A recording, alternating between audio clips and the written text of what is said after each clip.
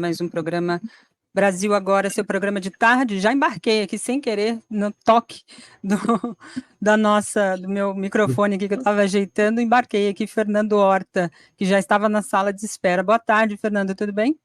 Tudo bem, estou aqui numa loja com essa cutis, essa cor morena bronzeada. De meu Deus do céu, eu aqui parecendo um branco susto, e essa mulher com toda essa melanina à disposição aí, tu vê, coisa terrível para nós. Eu fiz questão de tirar uns dias que tinha aqui do recesso e fui para a praia. Eu adoro uma praia, adoro o mar, e fiquei lá, acordava cedo, tomava aquele sol saudável, né? Eu acordava cedo, 7 horas eu já estava ali na praia. Praia Grande em São Paulo, não sei se você conhece, é muita gente no final do ano. Então eu chegava no contrafluxo, entendendo bem de contrafluxo. Para quem mora em Itaquera, tem que ir para o centro para trabalhar, a gente entende bem de contrafluxo. Então chegava cedo, tomava aquele sol gostoso, depois fazia caminhada, andava, enfim, deu uns dias para poder botar em dia aqui a melanina que dentro de casa não consegue fazer. Mas obrigada. E aí chocando todas as pessoas aí menos apropriadas Imagina. de melanina como eu, com essa beleza toda. Eu ficava olhando aqui e digo, ô, mulher bonita, hein? Pelo amor de Deus, vamos embora. Poxa, obrigada. Obrigada. É sempre bom ouvir um elogio, e vindo de você também é sempre muito bom. Fernando Horta, a gente está aqui começando a nossa transmissão, saudando a todos que estão chegando por aqui. Peço para você dar o seu like, acessar aqui o sininho, se você ainda não é inscrito no nosso canal. Se você já é inscrito e não é membro, se torne membro solidário aqui da TV 247, os canais progressistas.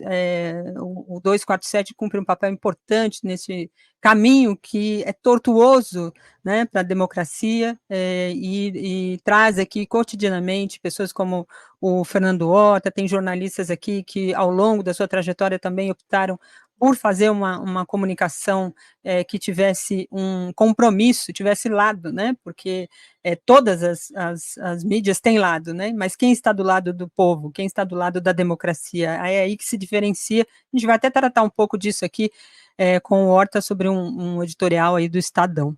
Então, peço para você, se você puder, se tornar membro solidário, contribuir aqui com 247, Brasil247.com/apoio, lá é onde você pode se inscrever, se tornar um membro solidário aqui da TV 247. Temos a chave Pix também, que é naquela contribuição avulsa, mas se você não tiver como fazer essa contribuição, é muito importante a tua contribuição com o like. Então, dedo no gostei, dedo no joinha, isso ajuda bastante a gente aqui para manter esse canal funcionando desde as 6 da manhã, e antes disso, né, porque a equipe tem que chegar antes, organizar a grade, colocar matéria no site, enfim, tudo isso demanda grana, e a gente precisa manter isso aqui tudo funcionando para que a gente consiga ir para frente.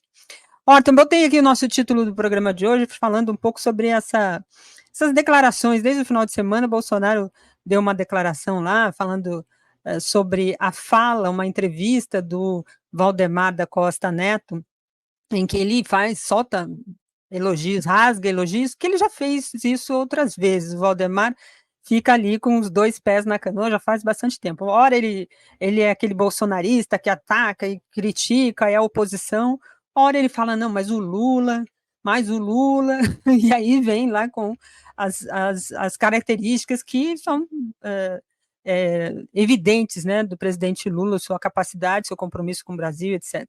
E aí ele fez essa comparação com o Bolsonaro, que eu acho que foi o complicador. Informações da imprensa aí dão conta de que ele pediu desculpas para o Bolsonaro. Também não duvido, conhecendo o Valdemar, ora ele vai lá, ora volta, o Bolsonaro também, ora vai para cá, ora vai para lá, fica na mesma. Mas tem lá o Cláudio Castro, governador do Rio de Janeiro, que também resolveu, e que é do PL, né, resolveu também soltar elogios ao Lula, dizendo que ele é um político muito competente, né, principalmente nessa questão agora da atuação do governo federal junto aos governos, né, e aí não fazendo discriminação a quem é de oposição, quem é governador tem a sua legitimidade. E aí vem o Cláudio Castro dizendo que o Lula não faria nada contra o povo. E aí eu lembro da declaração do próprio Bolsonaro, né, que disse que ele é horrível. Tem ele mesmo dizendo que ele é horrível e tem um monte de gente elogiando o Lula. Como é que a gente fecha essa conta, hein, Horta? Pois então, Daiane, na realidade tem 2 coisas acontecendo ao mesmo tempo, tá? A primeira é que o Bolsonaro está sentindo que está sendo fritado aos pouquinhos, né? Que grande parte desses partidos de direita e de extrema-direita hoje querem os votos do bolsonarismo sem o Bolsonaro e sem seus filhos, e já acenaram com a possibilidade, inclusive, de que aceitam a Michele Bolsonaro, mas não aceitam o Bolsonaro nem os seus filhos. Então isso vai provocar um racha muito grande, mas isso não é novo. Vamos lembrar que o PL só chegou onde chegou, hoje o maior partido do parlamento, porque ele foi literalmente utilizado como barriga de aluguel dos fascistas, né? Mais da metade dos eleitos ali do PL, dos votos que o PL hoje tem, é da extrema-direita fascista, sim, e há uma briga interna no partido muito grande entre os liberais e esses fascistas, que por vezes ficaram amiguinhos quando a condição conjuntural permitiu, mas hoje, na medida em que o presidente Lula voltou a tocar uma música democrática, e, portanto, o golpe não é mais uma possibilidade, esses grupos passam, então, a ver muito mais diferenças do que similaridades entre eles. E o Valdemar da Costa Neto, como uma raposa muito velha, tenta fazer essa transição, ficar com os votos e expelir o corpo estranho, chamado Bolsonaro, e expelir o corpo fascista estranho, para não se comprometer. O Bolsonaro, que não é bobo nem nada, já percebeu isso, que vai ser jogado em qualquer momento na estrada. Além dessa fritada política que está acontecendo, todos os agentes políticos brasileiros já se deram conta que Bolsonaro vai sofrer uma fritada jurídica também, e que já está inelegível, portanto já não pode mais exercer a sua força sobre os partidos, e, portanto, isso significa que os partidos estão mais livres para tomarem as suas decisões. Mas pior ainda, muito provavelmente Jair Bolsonaro será preso, Jair Bolsonaro será punido por todos os crimes que cometeu, os que nós já sabemos já seriam suficientes para dar a pena para ele ali, várias penas de 30 anos, você imagina os que a gente não descobriu ainda e que certamente estão ainda aí em investigação na Polícia Federal. Então, os outros agentes políticos do Brasil estão procurando se afastar. E aí, quando se afastam desse primeiro polo, né, esse polo com uma chaga muito grande, que é o fascismo bolsonarista, do outro lado você tem um presidente Luiz Inácio Lula da Silva que apresenta parte da sua estratégia política, a estratégia do paizão, do eu recebo todos, inclusive aqueles que um dia levantaram a mão contra mim, e ele passa essa mensagem a todo momento, tanto quando ele aceitou o vice Geraldo Alckmin, quando ele renova esses votos, né, de pacificação e de aceitação, quando ele chama a Marta Suplicy para dentro do partido de novo. Esses grupos políticos se perguntam, bom, se Marta, né, que ofendeu tão claramente o PT, o Haddad, o próprio Lula e tudo, foi bem aceito, por que não haveria de ser também Cláudio Castro e o próprio Valdemar da Costa Neto? E aí os agentes respondem àquelas mensagens que o presidente Lula manda. E é engraçado esse ponto que você traz também, porque o Merval fez essa linha, né, também, no editorial dele, um artigo dele, e aí a gente pensa assim, mas a Frente Ampla está aí faz um tempo, né? O pessoal esqueceu, o Alckmin é vice do Lula, e também foi, durante a campanha, foi levantada essa questão aí por parte da campanha do Bolsonaro, inclusive para usar contra a campanha, e então é um discurso velho da política que não funciona muito, né? Eles estão indo nessa direção. Até metade do ano passado, existia a percepção clara de todos os bolsonaristas, ainda que nós estivéssemos já na metade do primeiro ano do governo Lula, de que um golpe poderia ser dado. As descobertas que nós estamos fazendo hoje, das tramas, das arrumações, das pessoas que participaram, nos dão conta que até mais ou menos junho do ano passado, ainda havia presente a percepção de que o presidente Lula poderia ser retirado a qualquer momento. Não foi uma coisa que só ficou parada no tempo no dia 8 de janeiro, tanto é que nós tivemos as atribulações do GSI, o vazamento de vídeos, toda aquela confusão posterior ali adiante, e hoje, analisando com calma, a gente percebe que muitos agentes que ainda estão soltos por aí, seguiam planejando, seguiam pensando e seguiam querendo um golpe de Estado. Então, esse acordo da Frente Ampla foi tomado como uma estratégia eleitoral e não política. Eleitoral no sentido de que ela se esgotaria após a eleição, e não política porque se esperava que um levante dessas forças não democráticas logo em seguida. A atuação do presidente Lula e do ministro Flávio Dino foram muito pautadas pelo desmantelamento dessas estruturas escondidas que estavam ali tentando o golpe. Então, é muito normal que, a partir de agora, os políticos voltem a fazer aquele cálculo de custo-benefício que deveria ter embasado todas as estruturas políticas. O que eu ganho se eu me aproximar de Bolsonaro? Bom, eu ganho a pecha de estar ao lado de um fascista, um cara que atua contra a democracia e que provavelmente vai ser preso nos próximos dias. O que eu ganho se eu ficar ao lado de Luiz Inácio Lula da Silva? Eu fico ao lado daquele que reconstruiu a democracia e, mais importante, daquele que hoje tem o orçamento na mão e os projetos que pode fazer uma enorme diferença no estado ou nos municípios em que eu trabalho. Então não há muita diferença, não há muito o que calcular nesse momento. O Bolsonaro claramente está inferiorizado. Vou ler aqui alguns comentários rapidamente. A Ciara entrou como membro aqui, Eusébio Luiz também, Penha Elizabeth, Heloísa Figueiras e Verônica Araújo entraram todos aqui como membros. Sejam bem-vindos aqui à comunidade 247, obrigada pela participação de vocês. Tem o Paulo César aqui também, lá de Nova Iguaçu, né? O Rio de Janeiro está sofrendo bastante com essa questão das chuvas, e até vou tratar de um assunto aqui sobre Nova Iguaçu, se a gente tiver tempo. Antes queria tratar de outros. A Jartê diz aqui, gente, aqui no Rio tem um sol para cada um. Está assim no Brasil todo, né? Um sol para cada um.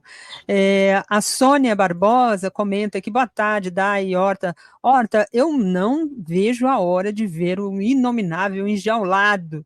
Está demandando, né? E aí, com essa questão colocada aqui pela Sônia, queria trazer a decisão de ontem, divulgada ontem, né? Mas foi uma decisão, me parece que de dezembro, do inquérito instaurado para investigar lá a fraude na delação no caso do Tony Garcia, isso envolvendo Sérgio Moro, Rosângela Moro, Deltan Dallagnol, Carlos Santos e tantos outros, Paludo, né, e tantos outros procuradores ali que faziam parte daquele esquema de conluio do Moro com os procuradores, e também tem advogados ali, o sócio da Rosângela Moro.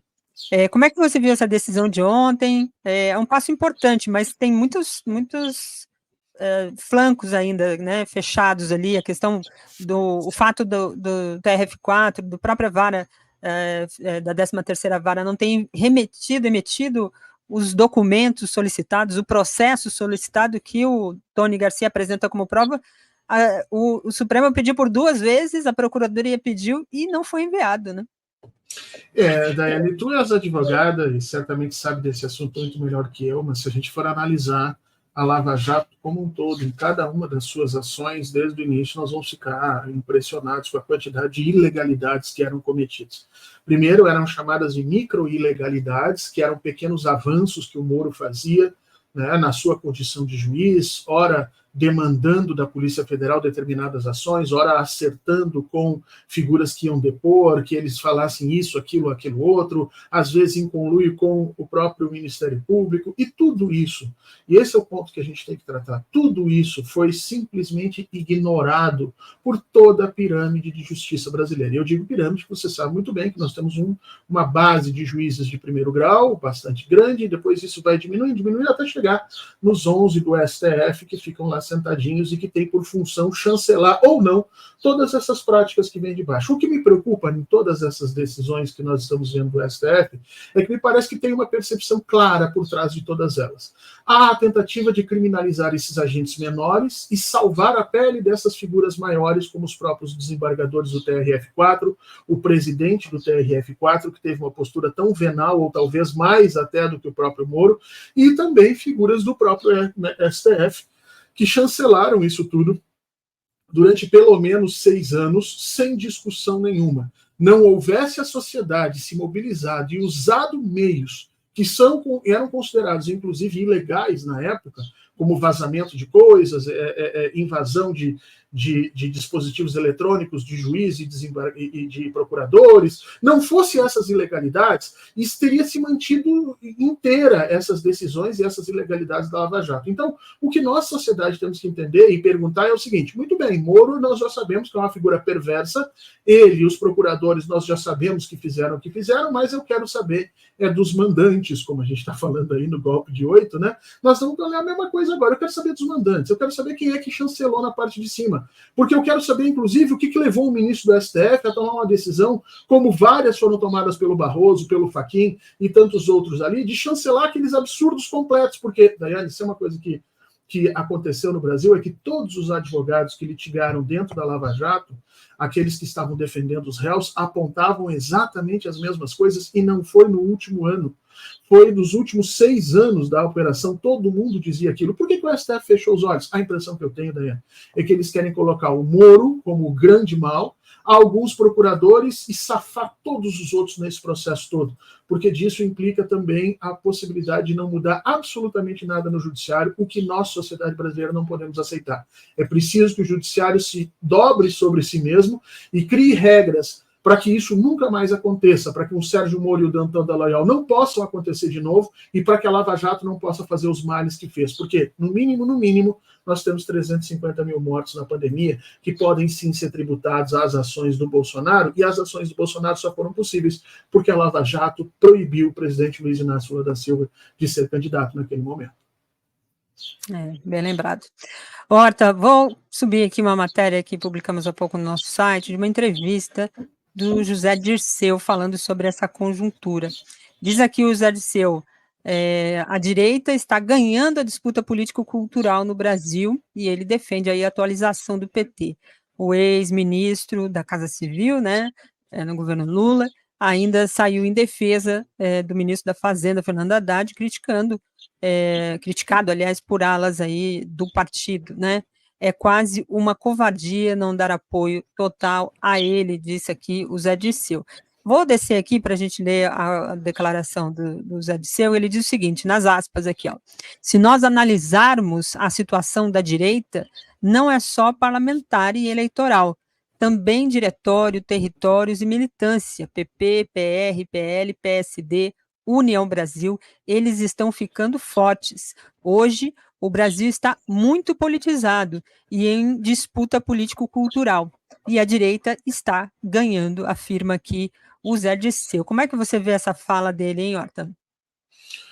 Primeiro, é o seguinte, o Dirceu é uma das figuras de capacidade de apreensão e crítica mais centradas que nós conhecemos. É uma figura histórica no Brasil, na história brasileira, luta desde o período da ditadura pela democracia, e nessa entrevista ele faz duas coisas. Ele se reapresenta para o Partido dos Trabalhadores, porque até então ele tinha recebido a pecha, né, de persona não grata, vamos dizer assim. Isso nunca foi delimitado pelo partido, mas claramente ele foi afastado dos processos decisórios, né? Então ele se reapresenta ali dizendo: olha, eu estou vivo e ainda tenho muito a contribuir, inclusive em cargos de decisão, e isso significa uma nova discussão que tem que ser feita lá pelos diretórios nacionais e tudo mais. Segundo, ele faz política, né? O Dirceu se representa também para o governo federal, dizendo: olha, se as decisões da Lava Jato forem revogadas contra mim, a gente viu ali que ele já fez esse pedido, com base, inclusive, nas mesmas coisas que outros empresários e políticos fizeram, então ele se habilita a outras situações. E aí ele apresenta duas questões que eu acho importante a gente separar. Uma é uma crítica estrutural, conjuntural das questões, em que ele tem razão.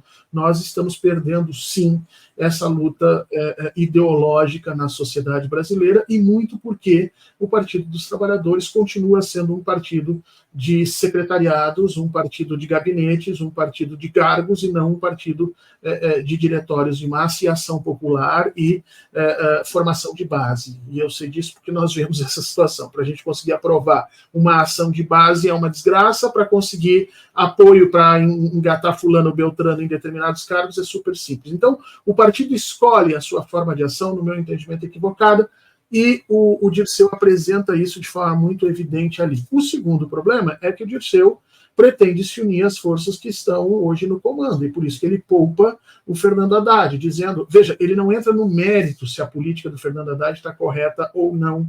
Ele não toma essa posição, ele diz: olha, a posição política do partido deveria ser apoiá-lo, quase como reverberando o próprio artigo do Fernando Haddad, que foi escrito lá no Natal e que deu aquele rolo todo, o Fernando Haddad pedindo mais apoio para si.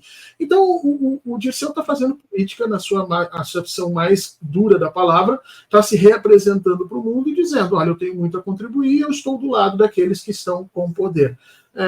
Uma parte do seu discurso eu concordo em toto, na outra parte a gente tem que checar um pouquinho com calma, porque não se pode tirar a capacidade crítica de um partido do tamanho do Partido dos Trabalhadores.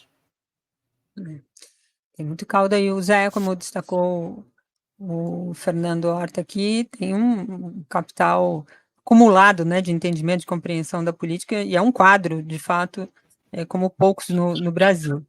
Tem que analisar ali e olhar também essa postura que ele coloca também do ponto de vista político geral. Agora, do ponto de vista da direita, de fato, há uma mudança no perfil da direita, né? Ela está empoderada, vamos dizer assim, né? E não empoderada somente do ponto de vista das pessoas dizerem, eu sou de direita, eu sou conservadora, eu defendo Bolsonaro, né? As pessoas não têm muito essa vergonha de dizer que defende. Eu tenho aqui a minha irmã, a amo, adoro, mas ela tem essa linha de ser bolsonarista. E às vezes eu faço críticas, isso é coisa de bolsonarista pensa assim, ela fala, não, mas eu não penso assim, eu sou bolsonarista. Ou seja, ela não se constrange com o fato de ser bolsonarista, mas tenta separar, dizer, não, eu acompanho até aqui, até ali, não, tenta dar essa sustentação. Ela não fazia isso há alguns anos, ela começou a fazer isso há algum tempo. Ela é evangélica, né? E isso também tem um peso dentro dessa posição que lhe conforta ali para tomar essa decisão. Como é que você vê isso também? De fato, as igrejas se tornaram esse instrumento de politização. A política entrou dentro das igrejas de modo muito presente e parece-me permanente durante um bom tempo. Nunca deixou de ser, mas ela passou a ser parte do discurso no púlpito, junto com a Bíblia, para associar as políticas junto com a Bíblia, e tudo isso vai se misturando muito fortemente. Além disso, também tem um ambiente como disse o Zé Dirceu, dessas organizações, dos partidos, de se aglutinar. Eles ainda não têm um poder de mobilização tão forte como tinham os sindicatos, como tem os movimentos sociais, mas eles têm um poder de mobilização ali que vem crescendo, né? Ao longo dos dois primeiros governos do presidente Lula e do governo da presidenta Dilma, eu vou excetuar aqui o período do golpe, o segundo mandato todo, mas ao longo desses 3 mandatos aconteceram 2 coisas de forma concomitante, né? Nós da esquerda aprendemos a lidar, a transitar, a pensar com orçamentos, poder político duro, políticas públicas, trabalhar com instituições. Nós aprendemos, portanto, a subir na sociedade nesse processo de tomada de decisão, e a direita aprendeu a fazer trabalho de base. Aquilo que nós fazíamos na esquerda e que sempre soubemos fazer. O PT é fruto das comunidades eclesiais de base, o PT é fruto dos movimentos sociais, da organização de sindicatos, e durante um bom tempo só o PT sabia fazer isso, e meia dúzia de outros partidos de esquerda, mas os partidos de direita aprenderam a fazer isso muito em cima dessa confusão que se gera no Brasil. Olha só, as igrejas neopentecostais, especialmente essas neopentecostais do lucro, elas não são igrejas. Elas são partidos políticos travestidos de igreja. A igreja nunca foi despida de política. Em todos os momentos do mundo, em toda a história do mundo, igreja e política são partes de uma coisa só. Houve, em determinado momento, especialmente a partir dos séculos XVI, XVII, muito provavelmente na Europa, uma percepção da Igreja Católica de se afastar disso. Então, a Igreja Católica tomou a decisão de buscar um afastamento dessa política mais mundana, dessa política dos homens. Mas ela não foi seguida por outras igrejas. Basta a gente ver o papel que outras igrejas tiveram na consolidação dos estados nacionais ao longo de todas as histórias do mundo, seja na Rússia, seja em Israel, seja em outros países quaisquer. Você vai ver que isso aconteceu e no Brasil está acontecendo agora. E aí tem um problema sério, Daiane, é que é o seguinte, igrejas que têm, ou instituições que têm isenção de impostos não podem participar da política, porque isso é injusto. Veja, quando eu tenho um senador do Partido dos Trabalhadores que precisa fazer campanha, o quanto de dinheiro ele tem para receber é exatamente aquilo que a sociedade delimita ali nos fundos eleitorais, mais o quanto ele consegue arrecadar no momento da eleição, porque ele não pode arrecadar antes. Já dentro desses partidos que se chamam de igreja, o que acontece é que toda a isenção de impostos que eles recebem anualmente acaba sendo parte do dinheiro que eles usam para as campanhas eleitorais. Portanto, é completamente injusto. Eles têm acesso a 5, 6, 7 vezes mais verba para fazer campanha do que todos os outros candidatos. E é preciso a gente rever isso. É preciso que nós coloquemos uma regra no Brasil que, olha, entidades que têm isenção de impostos não podem participar da política. Essa não é uma regra brasileira. Essa regra já vigora nos Estados Unidos há muitos anos e é o que conseguiu, de alguma maneira, manter esses grupos evangélicos fora. Agora, o Dirceu, você e provavelmente algumas outras pessoas têm toda a razão. Ao longo dos anos, essas igrejas evangélicas conseguiram construir uma forma de argumentação política que diz o seguinte: os valores da direita são valores universais, aceitos e bondosos por todos. Os valores da esquerda são valores da esquerda. E esse é a chave do argumento que eles usam o tempo inteiro contra nós. Né? Parece que o mundo é como eles enxergam e nós somos as figuras que estão deturpando. E, portanto, o conceito de normalidade acaba ajudando eles. E isso ajudou muita gente a entrar na política com esses argumentos toscos. Está na hora da gente desfazer isso, está na hora da gente desmontar. Como é que a gente faz isso? Com trabalho de base, com educação, com cultura, e é por isso que eu brigo tanto para que a gente consiga retomar as atividades do MEC, para que a gente consiga retomar as atividades de educação de base dos partidos em forma diferenciada, mas que precisam existir. Infelizmente, a gente não conseguiu fazer isso ainda. Infelizmente, não. Tem aqui alguns comentários dos nossos internautas passando aqui para leitura. O João Pedro, nosso artista autista, diz: o Lula é o maior líder político da história do Brasil, ele conversa com gente do mundo inteiro. Eu tenho muito orgulho, diz ele aqui, de ter ele como amigo. Inclusive, nessa semana, se der certo, eu vou encontrar com ele. Olha lá, tá vendo, João? Dê um abraço por mim, nesse corintiano maravilhoso, ilustre corintiano que nós temos aqui, e boa sorte, boa viagem para você, e tomara que dê certo aí o encontro. O Guilherme Barbosa faz aqui uma indagação, né? Quem ganhou as eleições? A direita? Não sabia, ele ironiza aqui, mas ficou pertinho, né, Horta? Não, quem ganhou, se a gente for olhar, foi a direita, sim. Se você contar que a direita abandonou a extrema-direita e se juntou a nós, os votos que vieram para o Lula só foram ganhos para o Lula a partir de uma amenização tremenda do plano de governo que estava lá colocado.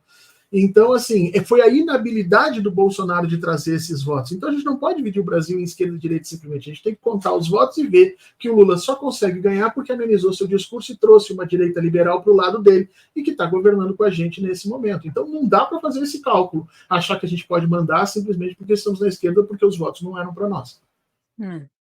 O Dionísio Viegas aqui fala: não, o Bolsonaro é uma pessoa sem uma capacidade cognitiva. Ele usa um outro termo aqui, mas isso também é um pouco.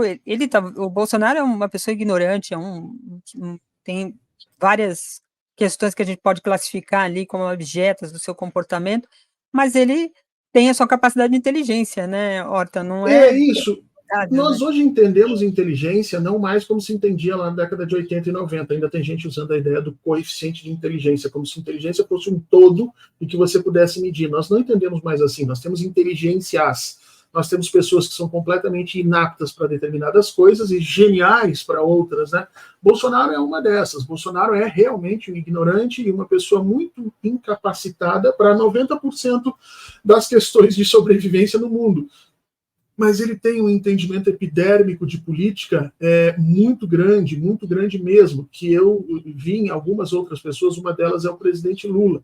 Então, eles têm essa capacidade de compreender como esses movimentos políticos estão se dando. O Bolsonaro, infelizmente, é incapaz em todas as outras áreas, e, portanto, a gente medir ele como burro e inteligente simplesmente como se fosse uma característica única, a gente acaba perdendo essa percepção. Não dá para brincar com ele, não. Não é mesmo. O Alisson Rocha Machado diz aqui: o Zé Dirceu é uma cabeça pensante do PT, tem história, reforça aquilo que a gente estava falando aqui. Falando em direita, né, de como ela se articula, se movimenta, hoje o dia aí foi muito destacado nas manchetes dos jornais, as prévias nos Estados Unidos, começando por Iowa, que tem lá um reduto, as prévias do Partido Republicano, né? Tinha uma expectativa, tinha uma corrida ali entre a Nikki Haley e o DeSantis, que muitos diziam que a Nikki podia passar o DeSantis e apertar um pouco, colocando ali uns votos para a corrida dentro do partido que podia complicar a situação do DeSantis, e a coisa se mostrou bastante diferente dessas pesquisas. Claro que tem uma questão lá do tempo, né, da temperatura, está muito baixa, inverno, e aí tirar as pessoas de casa seria complicado, mas o fato é que o Trump conseguiu tirar essas pessoas de casa, tá? Que matéria que publicamos, ele venceu com folga nas primárias lá dos Estados Unidos do Partido Republicano, a vitória de Trump, com 51% dos votos, marcou uma margem sem precedentes na história das primárias republicanas neste estado de Iowa. O discurso do Trump também deu um tom, né? Não sei se você chegou a ver, certamente acompanhou, mas ele atacou muito a questão dos imigrantes, chamou de ladrões, né? De quem entra nos Estados Unidos, o imigrante que entra é ladrão, ou de manicômio. E terroristas que querem explodir os shoppings. Eu achei engraçado a cabeça, né, do Trump colocar os shoppings como um centro é claro que a gente sabe que tem muita gente e tal, mas ele usou o shopping. Eu achei que essa sociedade do consumo se baseia muito por isso. E também disse que seria um ditador por um dia. Como é que você viu essa vitória? O que representa isso diante de tantas acusações que ele tem que responder? Da atuação clara, ele fez novamente um discurso atacando o sistema eleitoral, dizendo que 80 e tantos por cento das pessoas acreditam que ele foi o vencedor e que o Biden não venceu as eleições, ou seja, trabalha na ideia também como o Bolsonaro, né, desacreditar o sistema, as instituições, enfraquecer as instituições e assim ganhando espaço e, aparentemente, pelas pesquisas, ele está com essa vantagem, né, Horton? Daiane, nada diferente do que todos já vinham apontando. O Trump é o candidato, os outros políticos de direita que ali disputam com ele não terão condição nenhuma de desalojar ele desse espaço. Agora, a gente tem que entender duas coisas importantes aqui. Primeiro, a sociedade americana falhou, né? A sociedade americana, durante todo o século XX, tentou se construir como uma sociedade democrática, como uma sociedade em que defenderia os direitos humanos, as liberdades individuais, o bem-estar, o crescimento, o desenvolvimento. Em algum momento, até durante a Guerra Fria, eles se colocaram como defensores do mundo inteiro nessa realidade. E eles falharam. O que nós estamos vendo agora é que, na primeira oportunidade que a institucionalidade política americana pôde oferecer uma figura completamente antidemocrática e que ataca todos esses princípios, a sociedade americana vota nele em peso, como nós estamos vendo. Trump é a demonstração de que a sociedade americana falhou no sentido de construir um todo de votantes que defendessem os valores democráticos. Eu não estou nem aqui discutindo na incapacidade do governo Joe Biden de construir força suficiente dentro da sociedade americana. Estou dizendo que, como projeto social, ela falhou. E nós, no mundo, vamos ter que aturar isso agora.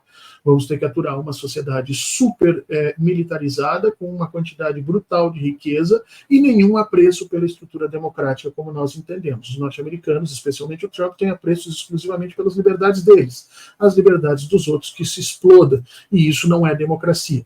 A democracia norte-americana preza única e exclusivamente pela possibilidade de contagem dos votos deles. Os votos dos outros países, dane-se. Se os americanos quiserem fazer golpes e passar por cima, eles vão fazer, ponto final. Donald Trump é a demonstração disso, de que é uma sociedade autocentrada, interessada apenas no seu bem-estar e o resto do mundo que se exploda. Inclusive, o próprio Trump já demonstrou muito claramente isso, que não está disposto a ceder absolutamente nada por conta da transição climática e que o objetivo é o bem-estar da população americana, e se isso significar utilizar mais petróleo e destruir mais o mundo, vai ser feito, ponto final. O que me incomoda aí é que no finalzinho ele diz que vai ser, aliás, no finalzinho não, no meio do discurso ele vai dizer que ele vai ser ditador por um dia. Só precisa ser ditador por um dia para você encerrar a democracia. A depender do que ele quis dizer com relação a isso, me parece que ele já ameaçou um novo golpe. E um golpe agora com as instituições americanas enfraquecidas, e que eu não sei se nós o mundo terá condições de suportar uma nação golpeada antidemocrática e toda ela militarizada da forma como o Donald Trump está ameaçando. Ele usa a figura dos shoppings, né, porque ele tem sido um mestre na comunicação da extrema-direita. Ele sabe que a imensa maior parte dos norte-americanos vive dentro de shoppings em alguma situação, e que, portanto, ameaçar explodir shoppings significa colocar uma bomba na casa de cada um desses americanos e fazê-los sentir o medo que o fascismo gosta de construir para se vender como solução nesse processo todo. Então, o Donald Trump está ensinando para todo mundo como manipular os medos e os temores da classe média. E certamente vai ser, vamos dizer assim, copiado ao longo dos próximos anos em todos os países. Ou a gente desenvolve um discurso de contraposição a isso, ou vamos simplesmente capitular. De fato. Falando aqui, voltando aqui à nossa conjuntura, eu citei aqui o caso do Estadão, né? O Estadão publicou um editorial esta semana dizendo que a Polícia Federal estava sendo instrumentalizada, né, para atender interesses alheios ao seu dever, ao seu cumprimento como instituição de polícia, né. Vou colocar a matéria que nós publicamos lá, repercutindo mais as declarações dos internautas, né, desse editorial, mas o jornal diz que a instrumentalização da PF acontece nas apurações dos homicídios que vitimou a ex-parlamentar Marielle Franco. A partir disso, o Marcelo Freixo, assim como diversas outras lideranças políticas, né, e que tinham proximidade com a Marielle, usaram suas redes sociais para dizer: ô, Estadão, a coisa só passou a andar, essa investigação só passou a andar após o governo Lula estar no poder e colocar uma Polícia Federal que fizesse apuração. Esse discurso do Estadão só alimenta a extrema-direita. E o Estadão sabe disso, claro. É o mesmo Estadão que fez a escolha difícil entre o capitão e o professor. A imprensa ela vai cada vez mais tomando posições novamente, se reagrupando, porque antes tinha uma questão da democracia, a postura do Bolsonaro, né, aquela coisa muito suja, e eles queriam dar uma limpada, não conseguiram, e tentavam se distanciar. Me parece que a imprensa está tentando se reorganizar novamente na posição ao lado da extrema-direita, e isso não importa se estiver alimentando também o bolsonarismo, né, o fascismo, no caso. Na realidade, o que o Estadão e os grupos liberais estão fazendo é usando o Bolsonaro para não permitir que o Lula e as forças de esquerda se fortaleçam no país. Essa é a situação. Até agora, o liberalismo segue ainda fora da carta política, né, para a população, e o que o Estadão está fazendo é o seguinte: se existir uma Polícia Federal capaz de investigar, capaz de buscar esses escândalos, né, talvez isso venha a incomodar os próprios parceiros e financiadores do Estadão. Então é melhor cerrar fileiras atrás do Bolsonaro para parar isso nesse momento do que ter que encarar guerra dentro do nosso território. É assim que o Estadão pensa, né? Antes da gente ter uma polícia federal realmente atuante contra os grandes crimes que as elites financeiras cometem nesse país, as elites produtivas cometem nesse país, então é preferível que eu fique discutindo essa questão ali. Agora, o que está acontecendo no Brasil é fruto de dois problemas. Um problema institucional, são quase 6 anos da morte da Marielle, vai fechar, acho que 6 anos daqui a um pouquinho, e um país como o Brasil não conseguiu resolver esse crime, é um absurdo, as instituições brasileiras falharam, e depois uma comunicação muito falha da Polícia Federal, né? Essa ida do Dino para o STF, ela movimentou todo o organograma do Ministério da Justiça e provavelmente da Polícia Eleitoral, da Polícia Federal. Ela mudou esse organograma todo. O Dino tinha se comprometido a entregar a solução do caso Marielle. Como ele saiu, ele resolveu apressar essas questões e aí promoveu, desde o final do ano passado para cá, toda uma comunicação errática e muito problemática, dizendo que o resultado ia sair já já. Tudo para que ele, Dino, pudesse dar conta da promessa que tinha feito lá atrás, e que foi uma promessa mal pensada, diga-se de passagem. e aí colocou a Polícia Federal na condição de se expor, porque daí o delegado teve que vir a público e dizer, olha, em março nós vamos dar o resultado.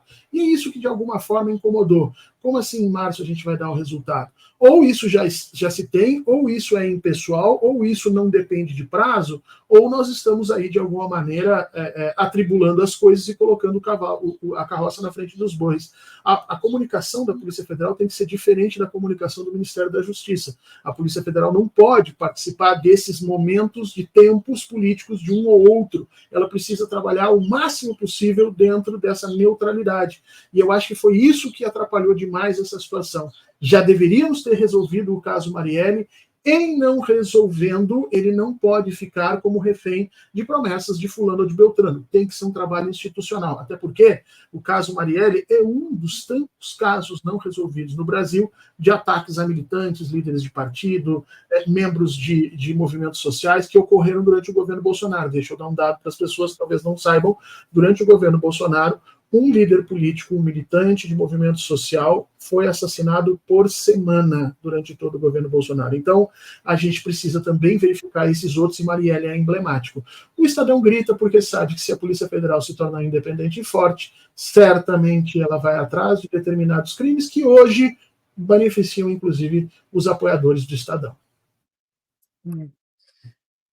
Fernando Horta, muito obrigada pela sua participação aqui com a gente. Fernando Horta, historiador, está toda terça-feira aqui na abertura do Brasil Agora. Obrigada, boa semana e bom trabalho. Obrigado, Daiane. Beijo para todo mundo e vamos cuidar com essas questões climáticas, né, Daiane, que cada vez mais nos trazem discussões imediatas. Um abraço para o pessoal no Rio de Janeiro que está enfrentando isso e vamos cuidar para a gente saber que isso é fruto do desmatamento, da ampliação, da destruição dos ambientes, especialmente no Brasil, que a gente tem que ver essas ligações para poder se posicionar politicamente. Abraço. Exatamente. Abraço. Tchau, tchau.